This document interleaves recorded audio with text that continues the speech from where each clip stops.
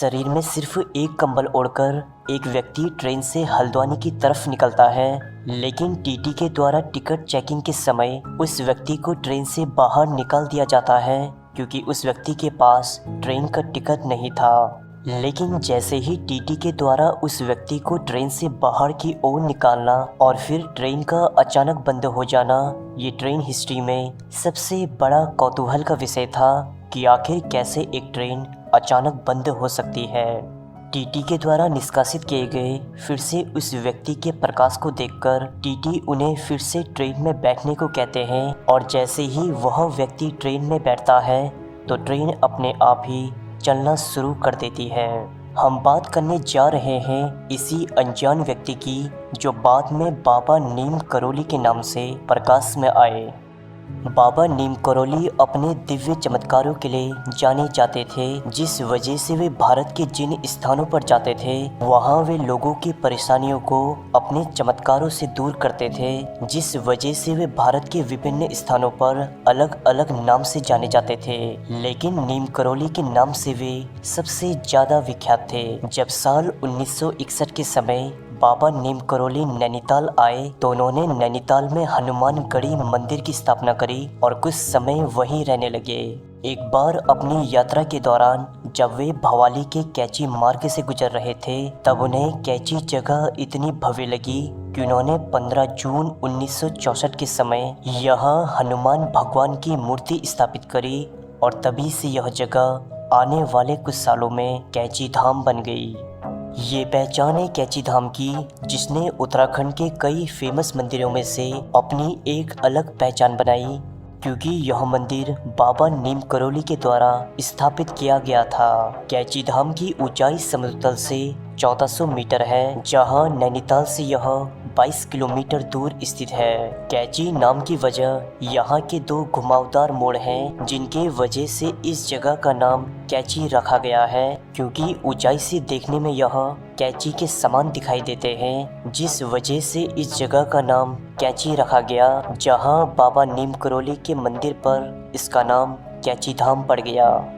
बाबा नीम करोली के इस कैची धाम से ही बाबा नीम करोली संपूर्ण जगत में विख्यात रहे, क्योंकि उन्होंने यहाँ कई ऐसे दिव्य चमत्कार किए थे जो चमत्कार कोई दिव्य पुरुष या भगवान ही कर सकते थे।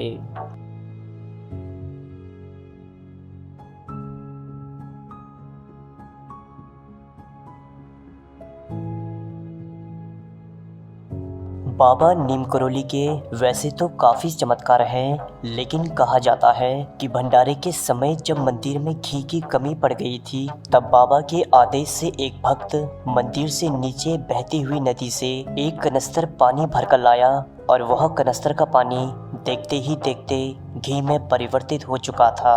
यह सब देखकर सभी भक्तजन नतमस्तक हो चुके थे। बाबा का एक भक्त हल्द्वानी की तपती धूप में बाबा से मिलने आ रहा था, तब बाबा ने बादल की छतरी बनाकर उसे उसकी मंजिल तक पहुंचाया। यह सब आंखों के सामने देखकर सभी लोग हैरान थे कि आखिर कैसे एक बादल इंसान के साथ साथ चल सकता है। इसके अलावा नीम करोली बाबा इसी कैची के मंदिर में कई भक्तों के कष्ट और बीमारियां बड़े चमत्कारी रूप से दूर करते थे। बाबा नीम करोली के भक्त सिर्फ भारतीय ही नहीं थे, बल्कि अंग्रेज लोग भी थे, क्योंकि इसी मंदिर से उन्हें अंतर्राष्ट्रीय महत्वता भी मिली थी। इसीलिए अमेरिका से काफ़ी लोग उनसे मिलने के लिए आते थे। आपको जानकर हैरानी होगी, लेकिन जब एप्पल के संस्थापक स्टीव जॉब्स अपने बिजनेस मॉड्यूल से नाखुश थे तब उन्होंने कैची धाम आकर ही बाबा नीम करोली के आश्रम में कई दिन बिताए थे और यहीं से वापस यूएस में जाकर उन्होंने एप्पल ब्रांड की स्थापना करी। वहीं 2008 के समय जब फेसबुक के संस्थापक मार्क जुकरबर्ग अपने बिजनेस मॉड्यूल के लॉस में थे तब स्टीव जॉब्स ने ही उन्हें यहाँ आने की सलाह दी थी। कैची धाम अपनी ऐतिहासिक विशेषताओं के लिए जाना जाता है, जहां कहा जाता है कि यदि कोई भी व्यक्ति इस मंदिर में अपनी सच्ची श्रद्धा से आता है तो उसकी मांगी हुई विश जरूर पूरी होती है। कैची मंदिर 15 जून 1964 के समय स्थापित हुआ था, इसीलिए 15 जून को यहाँ प्रतिष्ठित दिवस माना जाता है। 15 जून के समय यहाँ एक भव्य मेले का आयोजन किया जाता है। तब यहाँ हजारों किलोमीटर की दूरी को तय करके भक्तजन नैनीताल में स्थित इस भव्य मंदिर कैची धाम में आते हैं। भक्तों की आस्था को देखकर आप समझ सकते हैं कि यहाँ 15 जून के समय लाखों लोगों की भीड़ लग जाती है। दोस्तों, आप इस मंदिर में जरूर आइए, क्योंकि यह मंदिर ही नैनीताल का एकमात्र ऐसा मंदिर है जहाँ देश के प्रधानमंत्री से लेकर बड़े बड़े बिजनेसमैन और सेलिब्रिटी समय समय पर आए हैं। आपको जानकर हैरानी होगी कि बाबा के अंग्रेज भक्त आज भी यहाँ आते हैं और भजन कीर्तन करते हैं। नीम करोली मंदिर रात के समय बेहद खूबसूरत लगता है। तब इसकी चमक को देखकर ऐसा लगता है कि आज भी बाबा यहाँ विराजते हैं।